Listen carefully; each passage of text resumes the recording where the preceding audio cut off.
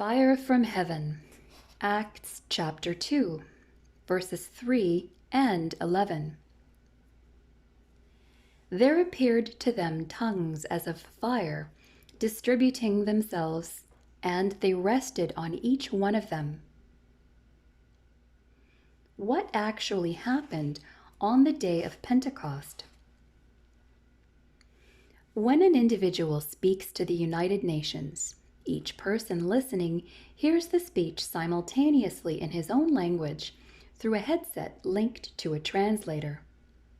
Though a helpful picture of what took place on the day of Pentecost in first century Jerusalem, this modern miracle of technology pales in comparison to the ancient miracle of God. The disciples became instant testimonials of the powerful presence of God through the baptism of the Holy Spirit. See Acts 1 verses 4 to 8, Acts 11 verses 15 to 16 also. Miraculously, every person heard the disciples praising God in his or her own language. The presence of wind with fire is telling. Both the Hebrew and Greek words used to identify the Spirit of God refer to either wind, to breath, or to spirit. The idea of the Spirit of God coming upon a people to rejuvenate them spiritually, breathing life into them, is not alien to Jewish thinking. The restoration of Israel by the Holy Spirit was a constant hope. See Ezekiel 37, verses 9 to 14. Fire is connected with the presence of God. See Exodus 13, verses 21 through 22, Exodus 19:18, and Exodus 40, verses 34 to 38. Also Deuteronomy 4:36. Fire is connected with the angel of the Lord. See Exodus 3, verses 2 to 6. And by John the Baptist, the Holy Spirit. See Matthew 3:11. Wind and fire describe the power and presence of God, here specifically in the person of the Holy Spirit. See Acts 2:4.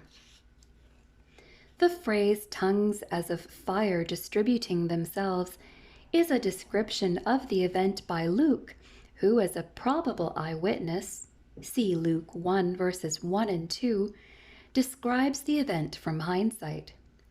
The witnesses most likely did not see literal tongues flying around them, only the fiery-like visual moving around and then on them.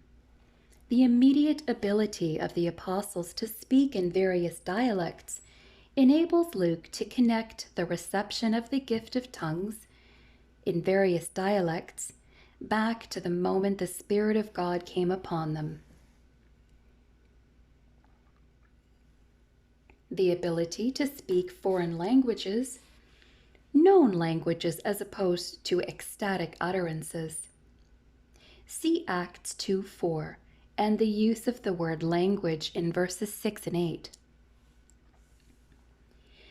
This ability accompanied the baptism of the Spirit, which was the primary purpose for the sound and visual display. The ability to speak languages was the appropriate sign of God's presence for that specific moment in time. Jews from every nation, chapter 2, verses 5 and 9 to 11, had returned to celebrate the second of three great pilgrimages to Jerusalem, the Feast of Weeks, or Pentecost in Greek, which refers to the celebration that took place 50 days after Passover. Nothing else could have been more spectacular to this audience than seeing a group of provincial Galileans speaking fluently about the wonders of God in whatever language was needed. Chapter 2, verse 11. The majority knew that God was involved in this incident. Every day a person comes to Christ, a baptism of the Spirit takes place, forever arming the believer with the power of God. Ephesians 1:13. How that power will be utilized depends on the faithfulness of the believer and the role God desires to give him or her.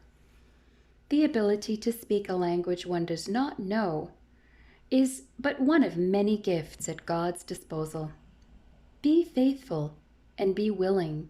God will use you as He deems fit.